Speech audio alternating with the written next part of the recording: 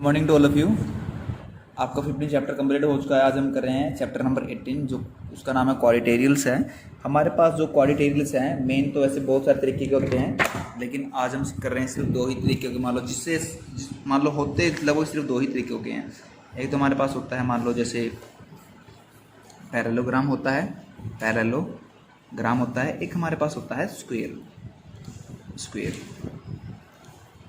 Square और इसमें क्या डिफरेंस है इन दोनों में? सबसे पहली बात तो मान लो इसकी चारों साइड है ए बी सी डी, और ये भी साइड है इसकी ए बी सी और डी। इसमें क्या होता है कि ए बी पैरेलल होता है सी डी के और ए डी पैरेलल होता है बी सी के।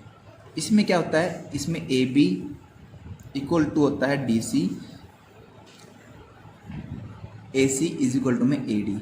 या एक चारों साइड आपस में बराबर होती हैं। Four side are equal, all sides are equal.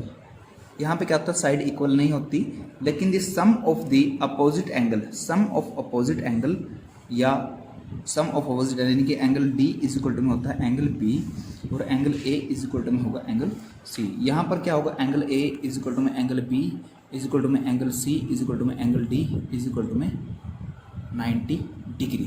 सारे के सारे क्या होते हैं 90 डिग्री के ये होते हैं। नंबर 2, इसमें एक खास बात है, एंगल डी प्लस में angle B is equal to में होते हैं,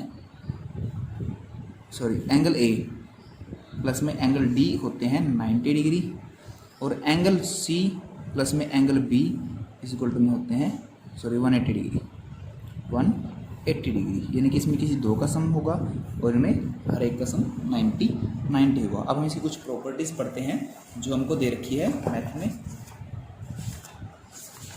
जैसे आपको अब दे रखा है, मान लो ये 8 में इसमें थ्योरम दे रखे हैं, उसके बारे में पढ़ेंगे। प्रॉपर्टी ऑफ पैरेललोग्राम मैंने आपको पढ़ा दी। नंबर एक बात आने रह गई, जो AC है डायगोनल्स है हमारा, ये क्या करता है कि किसी भी पैरेललोग्राम को बाइसेक्ट करता है। बाइसेक्ट का मतलब है कि area of triangle A D C equal to में होगा area of triangle A B D, यानी कि दोनों के एरिया इक्वल होगा। अगर ये 3 सेंटीमीटर इसका एरिया है तो इसका भी 3 सेंटीमीटर स्क्वायर ही एरिया होगा।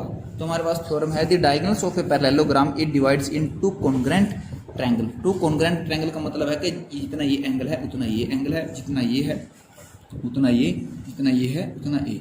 यानी कि अगर AC डायगोनल्स है तो इसको बाइसेक्ट करती है दो एरियो में। उसके बाद है हमारे पास 8.2 theorem, in parallelogram opposite side are equal. Opposite का मतलब है ये पूरी साइड है इक्वल होगी, डी भी आपको ये बताया है।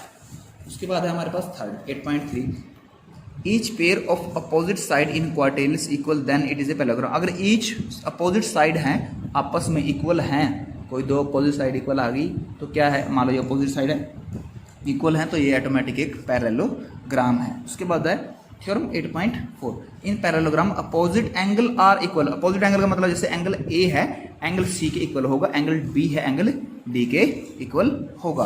उसके बाद इन क्वाड्रिलेटरल्स ईच अपोजिट, ये बता दिया आपको। यानी कि अगर कहता है कि in quadrilaterals each pair of opposite angle are equal, अगर एंगल इक्वल होते हैं अपोजिट के सभी के तो क्या है, वो एक ऑटोमेटिक एक पैरेललोग्राम है। उसके बाद है theorem 8.6, the diagonals of parallelogram bisect to each other. Bisect का मतलब है कि सेंटर O पर काटते दूसरे को, यानी कि OA इज इक्वल टू में OC, OD is equal to में OB, यानी कि चारों को बाइसेक्ट करती है।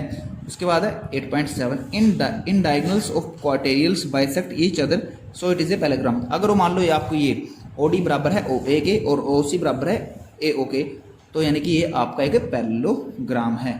Thank you. ये बेसिक होगा, कल से हम क्वेश्चन शुरू करेंगे।